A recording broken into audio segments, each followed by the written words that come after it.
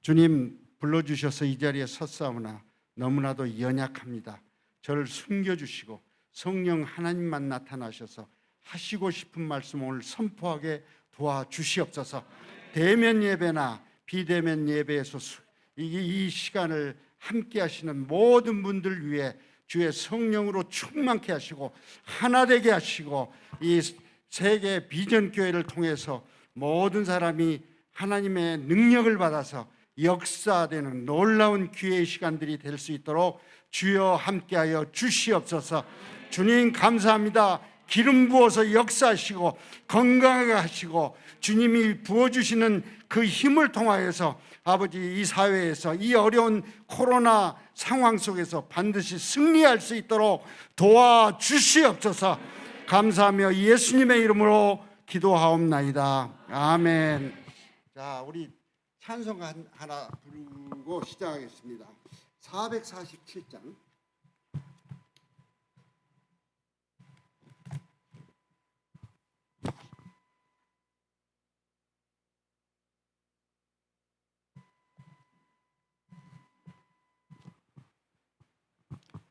오 신실하신 주.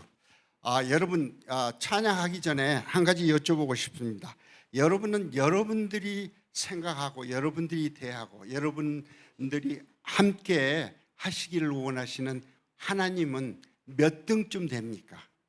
여러분이 하고 싶은 그런 일들이 1등이고 여러분들이 해야 할 일이 2등이고 그 다음에 또 마지못해서 시간이 나면은 그때 생각하는 분이 하나님이 아니신지, 그래서 하나님은 3등의 하나님이 아니신지 여쭤보고 싶어요. 어떻게 생각하세요? 여러분들에게 하나님은 어떤 차원의 하나님이신지 어떻습니까? 여러분 1등에 자리 잡고 있는 하나님이십니까? 아니면 2등에 계시는 하나님이십니까? 아니면 3등 하나님이십니까? 그런데요, 놀라운 일은 우리가 아무리 그분을 3등, 4등, 5등에 놓는다고 하더라도 우리 하나님은 우리가 필요할 때 즉시 찾아오셔서 우리를 1등으로 생각하시고 우리에게 놀라운 은혜를 부어주십니다. 그분을 우리가 찬양하고 이렇게 신실하게 우리에게 다가오시는 그 하나님, 이 찬송을 통해서 다시 한번 생각하면서 우리 하나님의 그 놀라우신 은혜를 다시 한번 감격하며 아버지 눈물 나도록 한번 크게 찬양하기를 원합니다. 오 신실하신 주.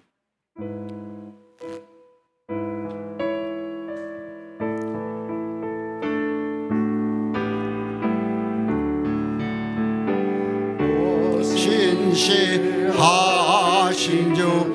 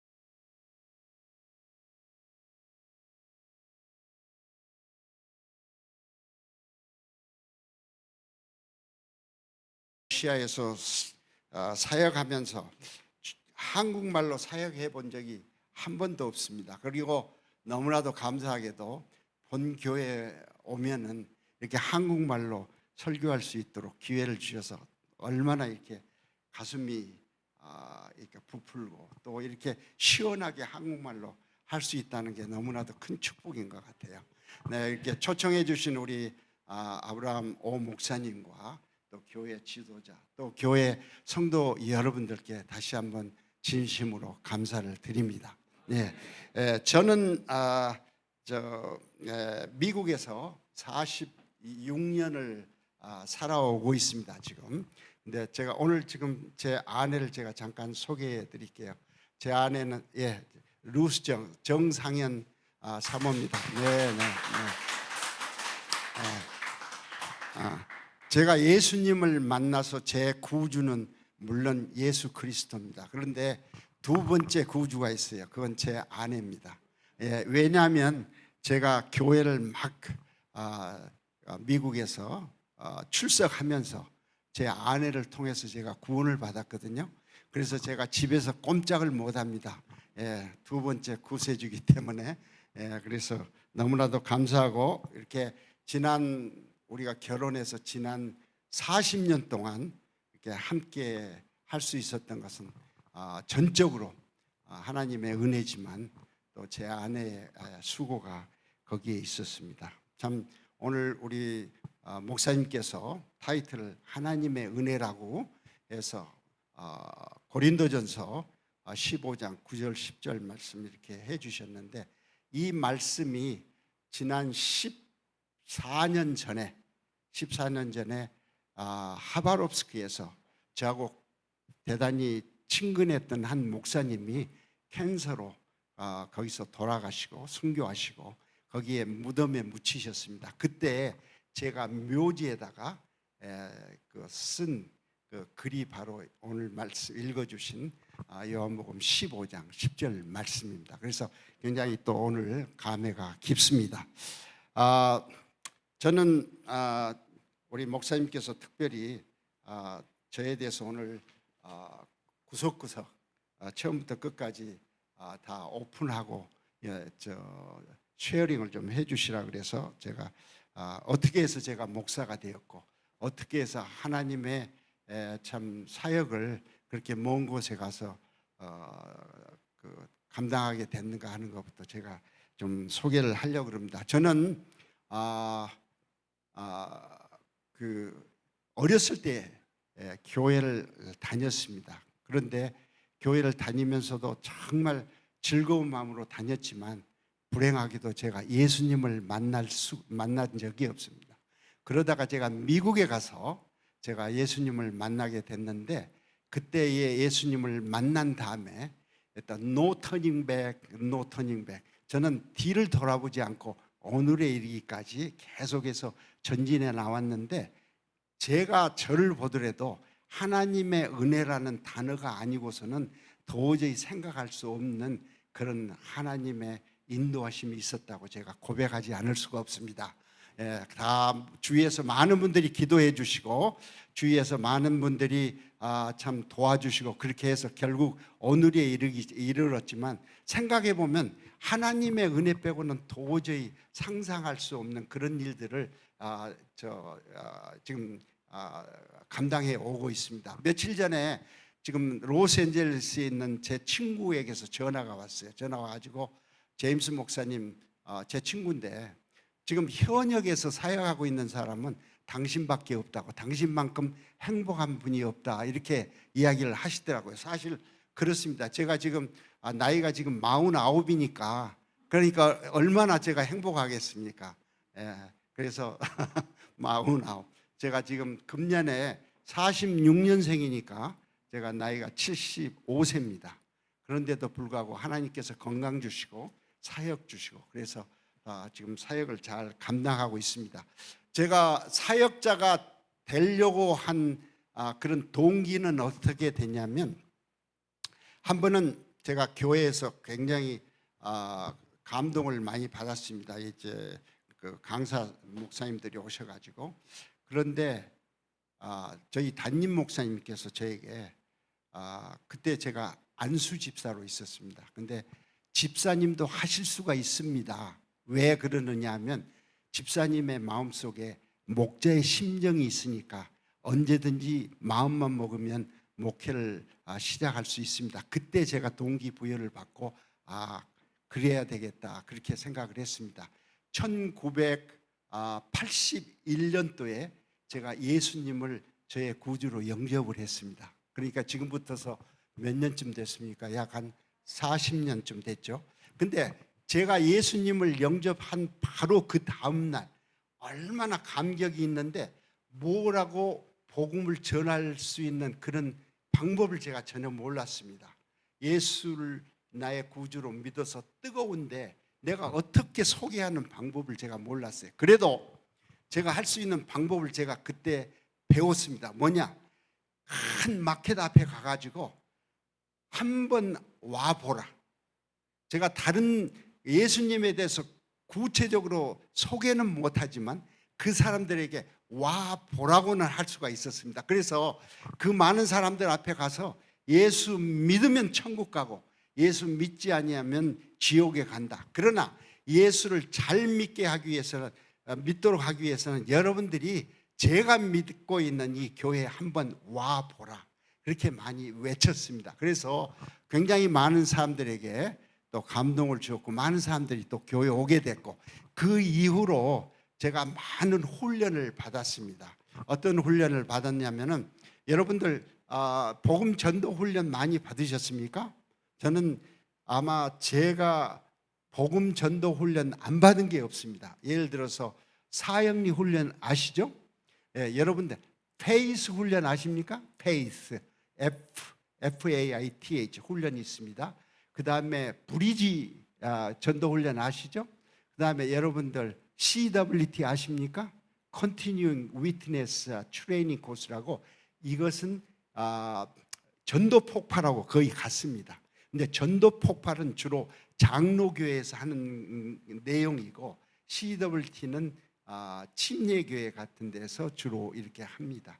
그 외에도 굉장히 많은 복음 전도 훈련이 있는데 중요한 것은 무엇이냐면 복음 전도를 할 때의 방법은 두 가지가 있습니다. 무엇인지 아시죠?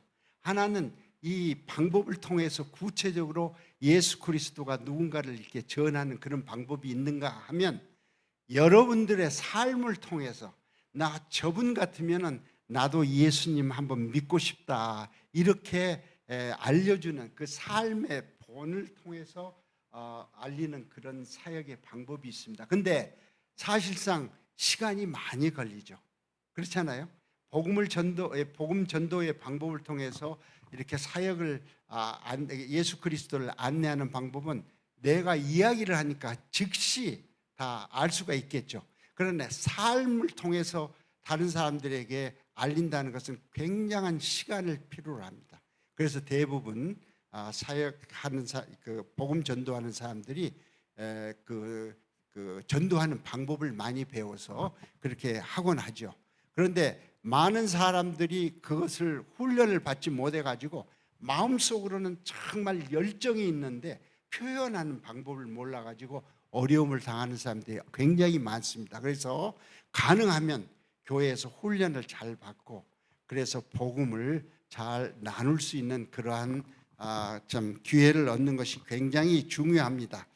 저는 그렇게 돼서 나이 많은 제가 그러니까 1998년에 제가 목사 안수를 받았습니다. 1998년이니까 지금부터서 약 23년 됐습니까?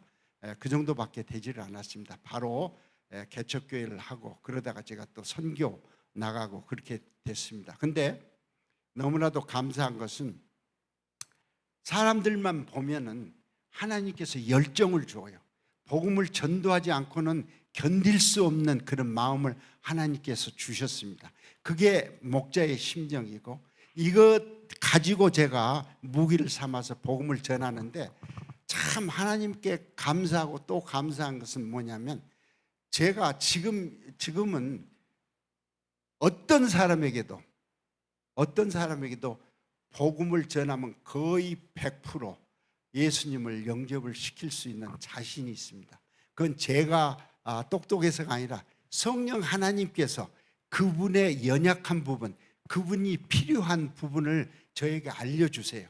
그래서 그분이 필요한 부분을 제가 레이아웃을 잘해서 설명해 주고 그분이 예수 그리스도 안에서 새로운 삶을 살아갈 수 있도록 제가 설명을 잘해서 예수님 안에서 사는 그러한 삶을 제가 이렇게 제공하고 함께 사역하고 함께 새로운 삶 속에서 하나님께 영광을 돌리는 그런 일들을 해오고 있습니다. 그래서 여기에 계신 여러분들도 가장 중요한 것은 그 열정, 예수 그리스도께서 주시는, 내가 왜 예수 그리스도를 만났는가, 하나님이 왜 나를 구원해 주셨는가 하는 걸 잘 묵상하시면서 그 묵상 가운데 나를 사용하시기를 기뻐하시는 성령 하나님께 여러분들을 바칠 수 있기를 주님의 이름으로 축원합니다. 네, 그래서 한 분 한 분 우리 주위에 너무나도 많은 사람들이 아직도 예수님 몰라서 방황하고 있는 영혼들이 너무나도 많습니다.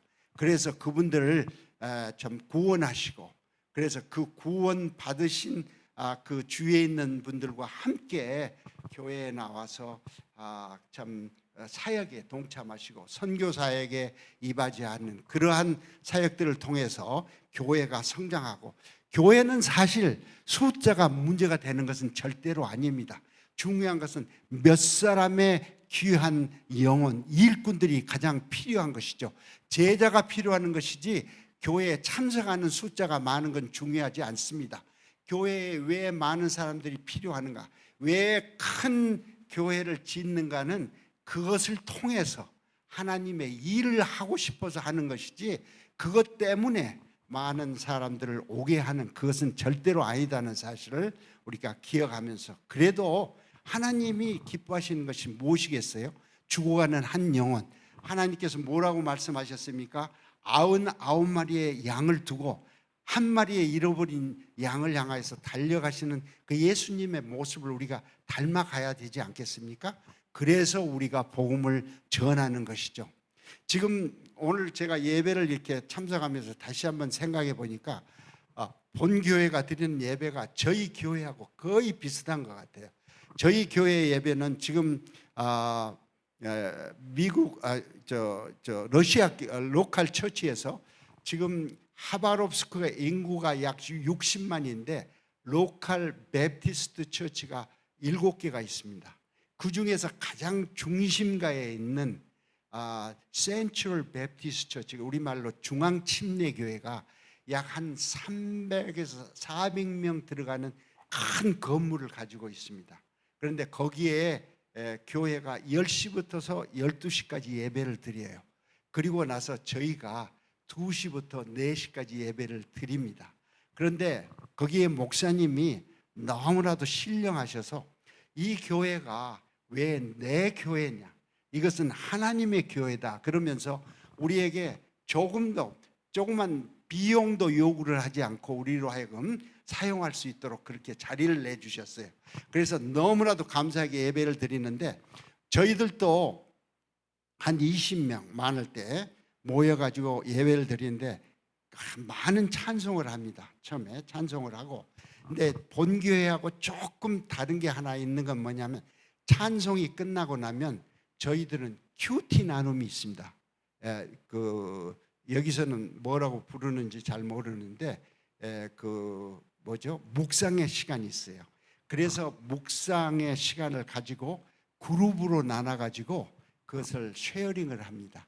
쉐어링을 해서 각자의 삶 속에 어떠한 애플리케이션 적용이 필요한가, 그래서 이제 그걸 하는데, 지금 제가 여기 나와 있음에도 불구하고 매일 아침 7시만 되면은 제가 그 큐티를 준비해 가지고 제가 메일로 다 한 사람 한 사람 다 보내줍니다. 그래서 같이 나눔의 시간을 갖는 거죠. 하나님의 말씀 외에는 이제 우리를 변화시키기가 굉장히 어려운 거거든요. 그래서 오늘 제가 여러분들께 나누려고 할 때, 우리가 신앙생활을 할 때 가장 중요한 세 가지의 그 기둥과도 같은 원칙, 이것을 나누기를 원합니다. 첫 번째는 말씀이에요. 우리에게는 말씀이 없으면 안 돼요. 두 번째는 뭐냐 그러면 섬김, 서빙이 있어야 돼요. 서빙.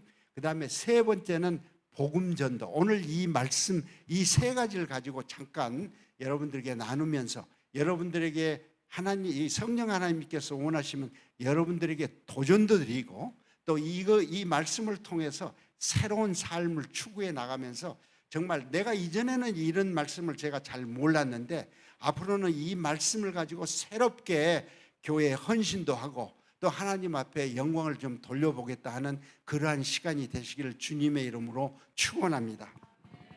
첫 번째 말씀, 여러분들이 너무나도 잘 알고 계시는 말씀, 디모데후서 3장 16절 17절 말씀입니다.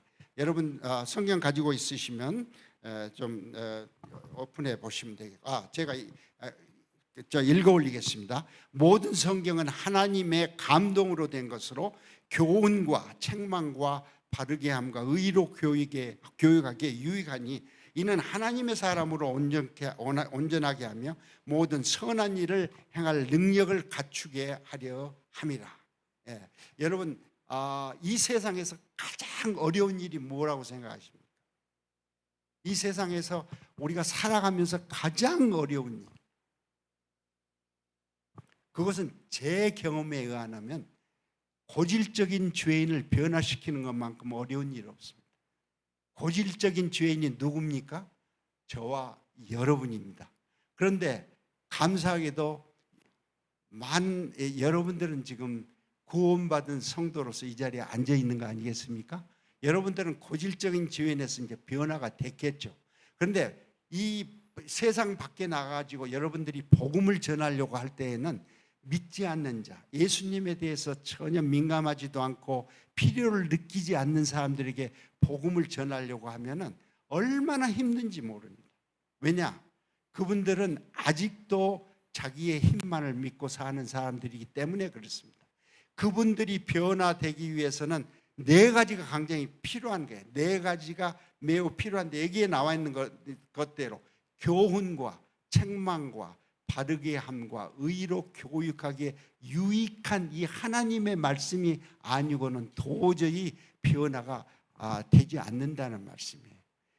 고질적인 죄인이 하나님의 사람으로 변화되기 위해서는 이 네 가지. 그래서 이 하나님의 말씀은 하나님께서 우리에게 성령으로 감동되게 주시는 말씀인데 교훈과 책망과 바르게 함과 의로 교육하기에 유익한 이 말씀으로 우리가 변화되지 않으면 안 됩니다. 우리가 신앙생활을 하시면서 가장 중요하게 생각해야 될 것은 이 말씀이 나를 사로잡아야 돼요. 그러니까 매일 아침에 여러분들 묵상하시죠? 매일 아침에 말씀으로 나를 변화시켜야 돼요. 그래서 사도 바울이 말씀하실 때 뭐라고 하십니까? 매일 나를 쳐서 복종케 한다. 왜 그랬겠어요? 사도 바울만큼 하나님 앞에 충성된 사람이 없는데 그분이 나는 죄인 중에 괴수다라고 말씀하시면서 나를 쳐서 복종하게 해야 된다. 무엇으로? 하나님의 말씀으로. 이 말씀이 아니면 안 된다는 것이죠. 말씀으로 나를 쳐서 복종케 해야 된다. 그래서 제가 저희 교회에서도 이렇게 하나님의 말씀, 그 묵상의 말씀을 예배 전에 다 같이 나눕니다. 그래서 이 말씀 속에서 정말 새롭게 되는 그런 사람들을 이렇게 바라보고 또 함께 이렇게 나가는데 여러분의 믿음의 현주소를 제가 한번 여쭤보고 싶어요. 일반적으로 하나님의 말씀에 충실한 분들이 보통 가지고 있는 그 생각이 이렇습니다. 우리가 신앙생활을 하다 보면 가장 중요한 게 뭐예요? 세 가지가 저는 가장 중요하다고 봐요. 뭐냐? 가정생활, 직장생활, 교회생활. 이 세 가지가 굉장히 중요하죠. 저도 신앙생활 처음에 시작할 때 집에서 교회, 직장 이것 외에는 어디 가본 적이 거의 없어요. 여러분들도 주로 그렇게 생활을 하시죠? 이제 뭐 직장 생활은 이렇게 사업이 될 수도 있고요. 그런데 여러분들 교회, 직장생활, 가정생활 이 중에서 가장 중요한 게 하나님께서 말씀하실 때 이게 가장 중요하다라고 말씀하신 게 어떤 거라고 생각하세요? 한번 말씀해 보세요. 한번 손 들어보세요. 교회 생활. 손 한번 들어보세요. 교회 생활. 오케이. 한 분 들으셨네. 직장 생활. 직장 생활도 없고. 그 다음에 가정 생활. 가정 생활. 안 드신 분들은 누구죠? 안 드신 분들. 안 드신 분들은 모르셔서 그러는 거예요. 네. 그러시구나. 예. 그러시구나. 제가 배울 때는 가정 생활이 가장 중요합니다. 하나님께서 천지를 창조하시고 우리에게 가장 먼저 만들어 주신 인스티튜션이 뭐냐면 가정이에요. 가정만큼 중요한 게 없습니다. 그 다음에 가정 다음에 뭐라고 생각하세요? 가정 다음에 뭐라고 생각하세요? 교회겠어요? 사업이겠어요? 직장이겠어요?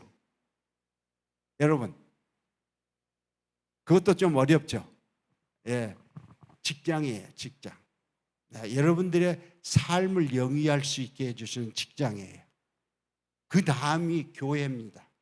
그런데 여러분, 예수님을 철저하게 잘 믿는 사람이 가정, 직장, 교회를 구분하겠어요? 구분하지 않겠어요? 열심히 믿는 사람은 교회 생활을 마지막에 두는 게 아니고 가장 먼저 두면서도 가정 생활을 하고 직장 생활을 합니다. 그렇기 때문에 사실 믿는 사람에게는 이게 구분이 있는 건 아니지만 그러나 우리의 마음속에 철저하게 이러한 과정을 통해서 우리가 하나님 앞에 헌신한다 하는 것은 알고 계셔야 된다는 말씀일 뿐이에요. 그렇잖아요? 네, 교회가 얼마나 중요해요. 지금 이 시대에 구원은 교회를 통하지 않는 구원은 없습니다. 이게 주님 오시는 그날까지 우리는 교회를 통한 구원을 통해서 우리가 하나님 나라를 갈 수 있다는 거예요. 예, 아시겠습니까? 예, 그러면 한 가지 연이어서 제가 다른 거 한번 여쭤볼게요. 여러분 구원을 받으셨죠? 예, 구원 받으셨죠? 구원 받으셨다는 말씀의 뜻이 뭐라고 생각하세요? 구원 받으셨다. 구원 받으셨다는 말씀의 뜻이 뭐예요? 죽으면 천국 간다 그 말씀이죠? 맞아요? 죽으면 천국 가시죠? 죽으면 천국 가시죠 여기. 예, 한번 손 들어보세요. 죽으면 천국 간다. 아직 안 드신 분은 못 가요? 지옥 가세요? 들어보세요. 예, 천국 가시죠. 예, 죽으면 천국 가요. 그러면 죽으면 천국 가면 됐지 이 세상에서 교회 열심히 일주일 동안 일하다가 교회에 와가지고 그 어렵게 번 11조 내고 또 시간 낭비하고 여기에 앉아있을 필요가 있겠어요? 없겠어요? 어떻게 생각이 되세요? 예? 여러분 예수 믿고 구원 받았으니까 되는 게 아니죠 사실. 그렇잖아요. 그래서 제가 러시아 교회에서 제가 항상 강조하는 게 그렇습니다. 예수 믿었으니까 내가 죽으면 영원한 나라에 영생을 가지고 간다 하는 거 굉장히 중요하죠. 당연히 그래야 되지 않겠어요? 그런데요, 어떤 사람이 가느냐 이게 굉장히 중요해요. 예수 믿고 이 세상에서 하나님의 자녀로서 이 세상에서 천국을 만들어가면서 사는 사람이 가는 나라가 천국입니다. 아시겠습니까? 믿습니까? 그래서 아내가 남편을 사랑하고 자녀를 사랑하고 남편이 아내를 사랑하고 가정에서 가정 천국을 이루고 사회에서 사회 천국에 이바지를 하고 그렇게 사는 사람들이 가야 할 곳이 천국입니다. 아시겠습니까? 예, 여러분들이 만일 이 세상에 살면서 그냥 마음껏 내 마음대로 살았다고 하면 그분들이 만약에 천국 간다 그러면 천국이 얼마나 거북스럽겠어요? 그렇지 않겠어요? 거기 가서도 그렇게 살아야 되니까. 예, 그래서 여기에서 우리가 멋지게 하나님의 사람다운 모습으로 살아야 된다는 것이죠. 그래서 제가 러시아에서 제가 선교하면서 러시아 사람들에게 강조하는 그러한 내용의 말씀이 이것입니다. 너무나도 감사한 것은 러시아의 인구가 약 1억 5천만입니다. 이건 조금 줄어가지고 1억 4천7백만쯤 됩니다. 그런데 거기 러시아 사람들은 모두가 다 태어나면서부터 다 구원받은 교인들입니다. 왜냐? 태어나면 8일 만에 세례를 받아요. 정교회에서. 그러면은 구원받았다고 생각하고 나는 하나님의 자녀라 이렇게 이야기를 합니다. 그래서 만나서 제가 그 죄가 무엇인가, 침례가 무엇인가 이런 걸 설명을 해주면 그때야 자기들이 알고 자기가 죄인이구나 하는 것을 깨닫고 예수님 앞으로 돌아오는 그런 게 부지기수입니다. 지금. 그래서 러시아에는 선교에 정말 기회가 아직도 너무나도 많다 이렇게 생각을 할 수가 있습니다. 그래서 제가 첫 번째로 말씀드리는 그 메시지, 하나님의 그 말씀은 우리에게 너무나도 중요하다는 것. 매일같이 하나님의 말씀으로 무장하지 않으면 마귀 사탄의 지배를 받을 수밖에 없고 유혹을 받을 수밖에 없다는 사실을 다시 한번 깨닫고 매일처럼 묵상하시고 묵상의 그 말씀을 자기 생활에 적용해서 하나님 앞에 부끄럽지 않는 그러한 삶을 살면서 정말 하나님이 정말 참 축복을 받는 그러한 그 하나님의 자녀로서의 삶을 살아가 가시기를 주님의 이름으로 간절히 축원합니다.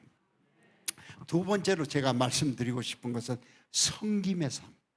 제가 좋아하는 말씀 가운데 마가복음 10장 45절 말씀이 있습니다. 마가복음 10장 45절 말씀. 인자가 온 것은 섬김을 받으려 온 것이 아니라 도리어 섬기려 하고 자기 목숨을 많은 사람의 대속물로 주려 함이라. 예수님이 오셔서 섬김을 받으려고 하신 분이 아니시잖아요. 예수님이 하나님께서 보내주셔서 이 세상에 오셔서 고난 고초를 다 받으시다가 십자가에서 죽으시고 3일 만에 다시 부활하셔서 승천 40일 후에 승천하셨잖아요. 근데 예수님이 오셔서 우리를 위해서 죽으셨다는 말씀이죠. 섬기셨어요. 그래서 보통 우리가 사역자들은 어떤 자세냐면은 성도들을 다 섬기는 자세입니다. 그래서 사역자들은 이렇게 제가 이제 저희 교회에서 이야기하는 것은 뭐냐 그러면 특별히 저희 침례교회에서는 그렇게 이야기를 합니다. 우리가 설교권이 있기 때문에 강단에 올라와서 하나님의 말씀을 나눕니다. 그러나 하나님의 말씀을 나누고 내려가면 우리는 다 같은 형제 자매라는 그런 차원에서 우리는 섬기고 살고 있습니다. 그러니까 그 사역자들 여러분도 또 섬기고 또 사역자들은 여러분들을 섬기고 그러면서 예수 그리스도께서 오셔가지고 우리를 위해서 섬기셨다는 놀라운 그러한 말씀을 우리가 여기 실천해 나간다는 것, 이게 얼마나 중요한지 모르겠습니다. 섬김의 삶. 그런데요, 여러분, 섬김의 삶을 가장 말하자면 실제적으로 우리의 신앙생활 가운데서 표현하는 게 뭐라고 생각하세요? 여러분들 신앙생활 가운데서 가장 리얼하게 실제적으로 표현할 수 있는 그런 방법이 여러분들은 뭐라고 생각하세요? 여러분들 한번 생각해 봐 주세요. 예, 제가 보기에는 11조의 생활입니다. 11조의 생활. 제가 보기에는 여기 계신 분들은 다 11조 생활을 하시겠죠. 그러나 만약에 뭐 비대면 예배에서 지금 예배 드리고 계시는 분들이나 왜 제가 이 말씀을 드리냐면 저희 교회에 한 자매님이 계시는데 다리를 다쳤어요. 그래가지고 한 2개월 반쯤, 약 3개월쯤 지금 교회를 지금 못 나오고 있는데 제 생각으로는 교회는 못 나와도 11조는 내야 된다고 생각하는데 11조를 같이 안 내더라고요. 그래서 좀 제가 잘못 가르쳤구나 이렇게 생각을 하고 있는데, 여러분 11조가 뭐라고 생각하십니까? 11조는 우리의 신앙의 고백입니다. 그렇잖아요? 맞습니까? 신앙의 고백인데 11조가 뭐라고 생각하세요? 신앙의 고백인데 고백의 그 구체적인 내용이 뭐라고 생각하세요? 신앙의 구체적인 고백.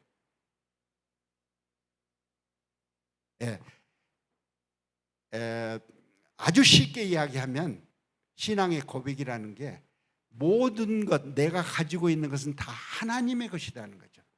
그러시죠? 네. 근데 많은 사람들이 착각하고 있는 부분들이 있습니다. 10의 1조를 내면서 매우 아까워해요. 근데 우리가 11조를 낼 때 가장 중요하게 생각하는 한 부분이 있습니다. 11조를 바라보지 말라는 거예요. 10의 9조를 바라보라는 거예요.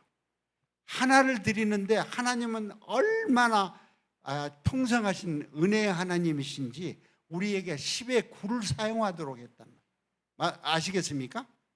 10의 9를 사용하게 해주셨어. 그러니까 제가 쓰고도 넘칠 수 있도록 해주신 하나님이 정말 우리에게 넘치게 사랑을 주셔서 10의 1조를 하면서도 너무나도 이것은 미미하다 생각해서, 사실상 10의 1조를 하시는 분들은 신앙생활 가운데 10의 2조, 10의 3조, 10의 4조까지 하고 살더라고요. 제가 지난 40년 동안 제가 미국에 있으면서부터 지금까지 보면서 11조 생활을 하는 사람치고 가난하게 사는 사람들 제가 본 적이 없습니다. 그건 하나님이 개런티해 주는 생활이에요. 아시겠습니까? 혹시 이 안에서도 또 우리 교인 중에서도 여러 가지 사정에 의해서 11조를 아직도 못하고 계신 분들이 있으면 반드시 11조를 시작을 하셔야 돼요. 왜냐? 이것은 담임 목사님이 강조하기 굉장히 어려운 말씀입니다. 왜냐하면 여러분 아시잖아요. 이건 굉장히 거북한 말씀이에요. 그런데 사실은 11조를 강조하셔야 됩니다. 왜냐? 11조를 강조한다는 것은 11조를 내는 사람으로 하여금 복을 받도록 해주는 길이기 때문에 그렇습니다. 아시겠습니까? 11조는 반드시 하셔야 됩니다. 그래서 11조를 통해서 하나님이 얼마나 축복을 주시는가를 경험하는 체험의 신앙, 이런 신앙을 갖도록 해야 되는 것이죠. 여러분들 11조에 대한 여러 가지 간증들이 참 많습니다. 그렇잖아요. 여러분들 표현은 안 하지만 내가 11조를 시작해가지고 내가 물질적으로 풍성해졌다. 그리고 물질적으로는 풍성해지지 않았음에도 불구하고 내 마음의 평화가 이렇게 찾아온 줄 몰랐다. 그렇잖아요. 물질의 많고 적음에 하나님의 은혜가 있는 것은 사실은 아닙니다. 11조를 내면서 하나님 물질로 나를 몇 배나 축복해 주세요 하는 것은 이건 비즈니스지, 이건 신앙이 아닙니다. 아시겠습니까? 11조는 반드시 하나님의 것이기 때문에 내야 되고, 그 안에는 내가 가진 모든 것, 내 자녀, 내 지혜, 내 탤런트, 모든 능력, 내가 가진 것, 이 세상 모든 것들이 다 하나님의 것이라는 정말 신실한 이 고백입니다.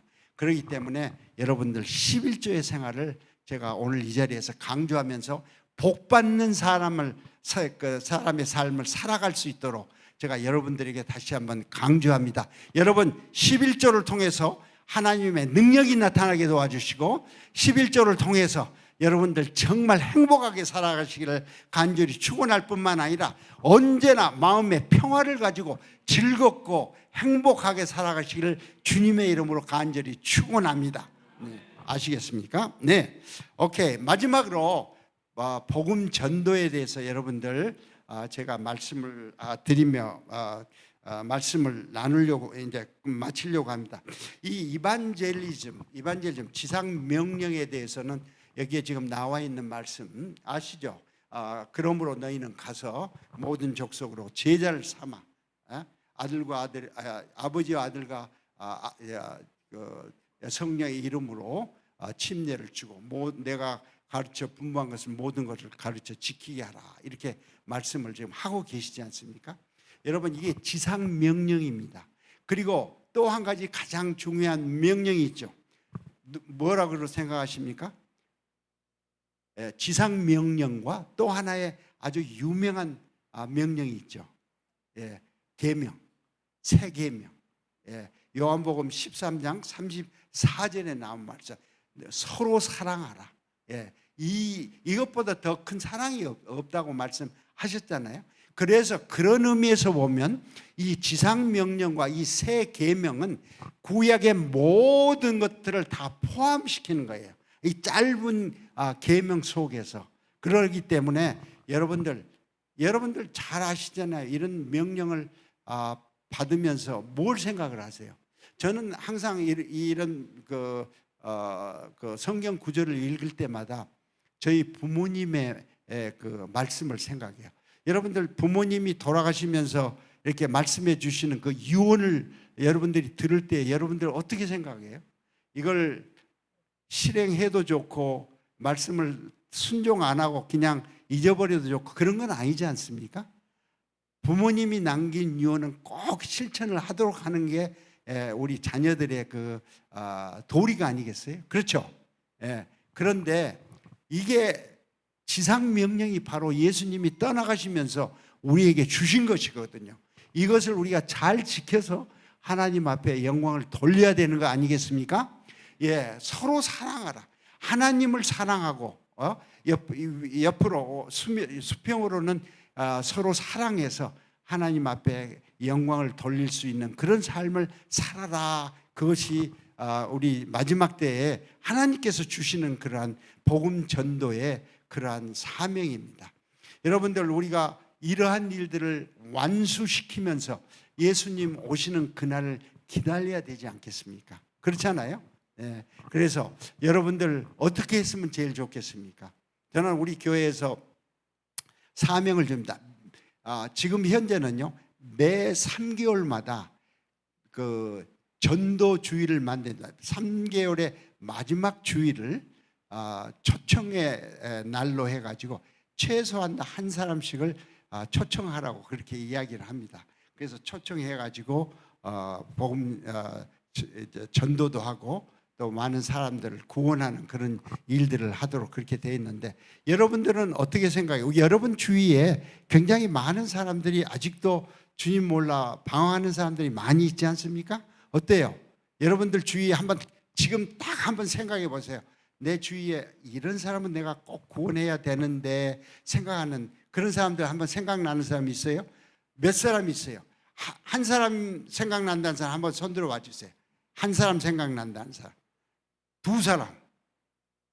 주위에, 여러분들 주위에. 세 사람. 네 사람. 많이 있죠? 이런 분들을 꼭 초청을 해야 됩니다. 왜냐? 그 영혼이 불쌍해서 초청을 하지만 하나님께서 나를 구원해 주실 때 나와 같은 사람을 또 구원하라고 구원해 주셨지, 나만 잘 먹고 잘 살아라고 구원해 주시는 건 아니지 않습니까? 그래서 반드시 복음 전도가 필요하다는 말씀입니다. 마지막 때에 이 지상 명령을 잘 실천해 나가야 된다는 것이죠. 요한복음 14장 21절 우리 한번 같이 읽어볼까요? 요한복음 14장 21절 말씀. 나의 계명을 가지고 지키는 자라야 나를 사랑하는 자니, 나를 사랑하는 자는 내 아버지께 사랑을 받을 것이요 나도 그를 사랑하여 그에게 나를 나타내리라.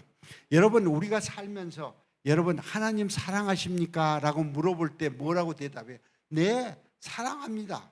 이렇게 이야기를 할 수밖에 없겠죠. 그런데 사실 사랑한다고 하면은 반드시 그 계명을 지키고 그 하나님의 사랑을 나타내지 아니하면 그건 진짜 사랑한다는 것이 말로만 그러는 것이지 형식적인 것이지 하나님을 사랑한다고 말할 수가 없다는 것이죠. 나의 계명을 지키는 자는 나를 사랑하는 자니 나를 사랑하는 자는 내 아버지께 사랑을 받을 것이요 나도 그를 사랑하여 그에게 나타내리라. 그렇게 말씀하셨습니다. 여러분, 계명을 지킨다는 것이 굉장히 어려운 것 같지만 사실은 어렵지 않습니다. 왜? 계명이라 그러면 굉장히 무겁게 느끼는데요. 내가 하려고 하면 그 계명은 너무나도 무겁습니다. 그런데 성령 충만한 가운데 성령 하나님께서 여러분들에게 힘 주시고 여러분들로 하여금 순종하게만 한다면 여러분 하는 일이 너무나도 쉽습니다. 계명을 지키는 자는 반드시 하나님께 사랑을 받게 된다는데, 이 사랑을 받는 사람은 내 아버지께 사랑을 받게 되는 사람은 그를 사랑하여 나도 그에게 나타내리라는 예수 그리스도의 이 놀라운 사랑의 말씀을 우리가 실천을 해야 돼요. 그렇잖아요? 그래서 여러분 오늘 이 요한복음 14장 21절의 말씀을 우리가 다시 한번 크게 읽으면서 나도 이렇게 해야 되겠다 생각을 하시고 반드시 오늘 집에 돌아가시면 실천하시는 여러분이 되시기를 바랍니다. 다시 한번 우리가 요한복음 14장 21절 읽겠습니다. 시작. 나의 계명을 지키는 자라야 나를 사랑하는 자니 나를 사랑하는 자는 내 아버지께 사랑을 받을 것이요 나도 그를 사랑하여 그에게 나를 나타내리라. 저는 러시아에 가서 2006년부터 사역을 시작했는데 하나님의 은혜로 2007년에 아크클럽을 만들었습니다. ARK, 영어로 아크죠. 근데 영어로 이 뜻이 뭐냐 그러면 방주라는 뜻입니다. 방주, 방주 교회. 그래서 저희 교회가 지금 방주 침례교회인데 ARK의 그 단어가 어떤 의미가 있냐면요. A는 제가 미국에서 왔으니까 아메리카의 첫 자입니다. 그 다음에 R은 제가 러시아에서 사역을 하고 있으니까 러시아의 첫 자. K는 제가 한국에서 태어났기 때문에 코리아의 첫 자입니다. 그래서 이 아크가 만들어졌습니다. 그래서 2007년부터서 제가 아크 클럽을 만들어 가지고 영어를 가르치고 한글을 가르치고 또 제 아내가 쿠킹 클래스를 하면서 한국의 요리를 이렇게 가르치면서 그렇게 많은 사람들을 모아가지고 복음 전도하는 그러한 통로를 만들었습니다. 그래서 지금 제가 지난 15년 정도에서 교회를 하면서 침례를 준 사람이 약 한 30명, 그리고 개인 전도를 통해서 하나님께 영광을 돌린 사람들의 숫자가 제가 보기에는 전체적으로 한 200명 가까울 거로 제가 생각이 됩니다. 그래서 복음을 전도하면서 러시아에는 고려인들이 참 많아요. 특별히. 그래서 고려인들이 많은데 이 고려인들이 한국말을 잘 못합니다. 그래서 저희가 이제 러시아 말을 배워가지고 한 달에 한 2번씩은 제가 러시아 말로 설교하고 영어로 설교하면서 통역을 세우고 이렇게 하고 있는데 우리 교회가 거기에 든든히 설 수 있도록 제가 여러분들에게 기도 요청을 드립니다. 왜냐하면은 굉장히 그런 데서 사역을 하기가 굉장히 어렵습니다. 왜냐하면 그 러시아가 특별히 정교회가 있어가지고 정교회가 배척을 많이 합니다. 그리고 많은 사람들이 캐토릭 교회를 나가면서 정기적으로 나가지 않고 가고 싶은 날 이렇게 가가지고 예배 드리고 오는 것처럼 거기에 러시아 정교회도 동일합니다. 교회 가면 아이콘들이 많아가지고 거기에서 그 우상들을 세워놓고 예배 드리고 하기 때문에 굉장히 어려운 그러한 상황에 있고요.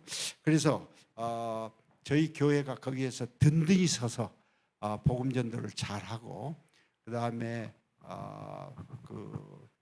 복음을 전도해서 저희가 지금 하고자 하는 기도의 제목 가운데 가장 큰 기도의 제목은 60만 인구 중에서 최소한도 2%가 복음적인 크리스찬을 만든 것입니다. 그러니까 약 한 10,000명 이상이 그냥 크리스찬이 아니라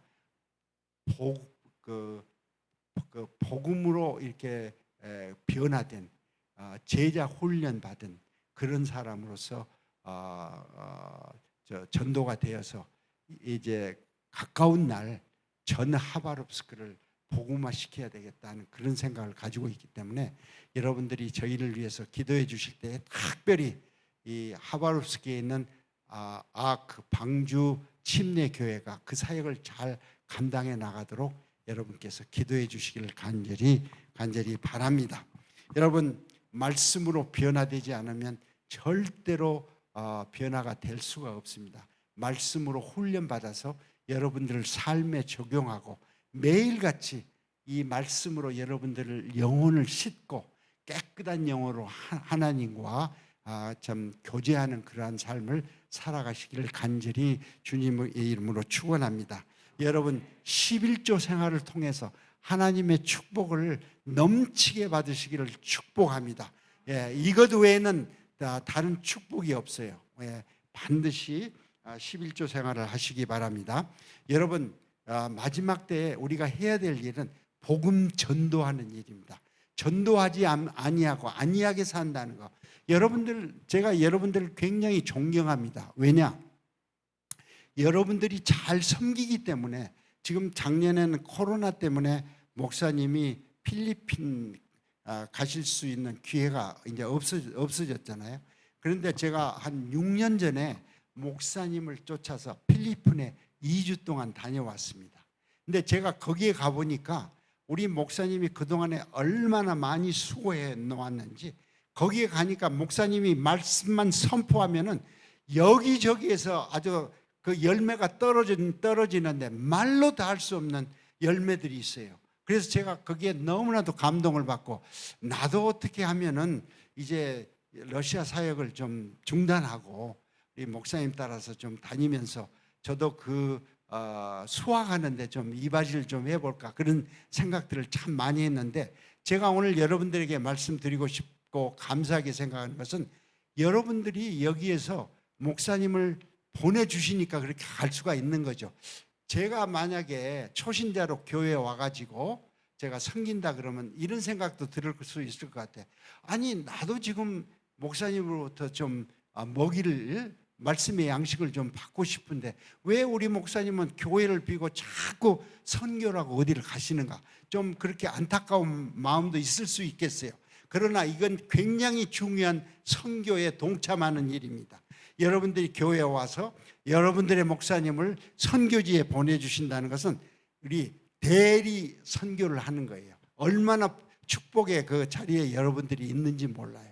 그래서 목사님을 아주 프리하게 세계 각국에 다니면서 복음 전도할 수 있도록 여러분들이 기도해 주시고, 아버지 헌금해 주시고, 그리고 모든 여러 가지 어려운 상황 속에서도 서포트해 주시고, 그렇게 해서 마음껏 다니시면서 복음 전도하면 여러분 교회가 커가고 여러분 하나님 앞에 영광을 드릴 수 있는 것이기 때문에 여러분 계속해서 그러한 차원에서 우리 목사님을 서포트해 주시기를 간절히 바라고, 그런 차원에서 여러분들에게 제가 보면서 참 여러분들은 대단하신 분들이다 그렇게 생각하고 진심으로 제 마음속에서 우러나오는 감사의 말씀을 드립니다. 할렐루야. 그래서 여러분 말씀, 섬김, 그 다음에 복음 전도를 통해서 이 교회가 든든히 서기를 원합니다. 뭐 비대면 예배를 통해서 지금 말씀을 듣고 있는 분들도 마찬가지일 것 같아요. 정말 이 어려운 코로나 전국에서 우리가 할 수 있는 일이 아무것도 없다, 이게 아닙니다. 하나님께서 여러분 한 사람 한 사람에게 지혜를 주셔서 이러한 상황 속에서도 하나님의 영광을 위해서 곳곳에서 할 수 있는 그러한 은사도 주시고 능력도 주시고 여러분들이 할 수 있는 모든 여건을 주님께서 허락하십니다. 저에게도 이렇게 와서 말씀을 전할 수 있는 기회를 주시잖아요. 그러니까 이런 걸 볼 때 하나님은 너무나도 멋진 하나님입니다. 내가 복음을 부끄러워하지 아니하노니 이 복음은 모든 민족에 주시는 하나님의 능력이 된다. 능력이 된다. 이게 복음은 능력이에요. 복음은 능력입니다. 그래서 복음을 가지고 나아가는 자에게 하나님은 능력을 주셔서 여러분들에게 파워풀한 말씀의 능력, 파워풀한 기도의 능력, 파워풀한 헌신의 능력, 섬김의 능력, 복음 전도의 능력을 주실 걸로 믿습니다. 여러분 함께 하시고 놀라운 은혜가 넘치는 그러한 이 교회가 되기를 간절히 축원합니다. 아멘. 할렐루야. 감사합니다. 기도하시고. 네, 할렐루야.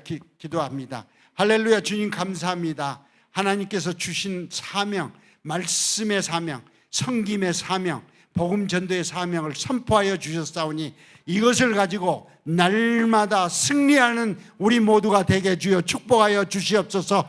코로나 전국에서 이기고 승리하게 도와주시옵소서. 마귀 사탄 틈타지 않도록 도와주시옵소서. 아픈 사람 없도록 도와주시옵소서. 하나님 부족함이 없도록 도와주시옵소서. 하나님의 놀라운 역사가 나타나게 도와주시옵소서. 성령으로 충만케 하여 주시옵소서.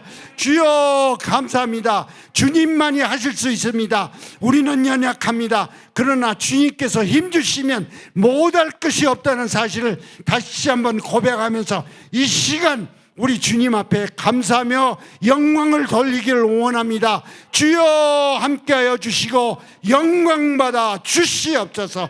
할렐루야. 주님을 찬양하며 예수 그리스도 이름으로 간절히 축원하며 기원하옵나이다. 아멘.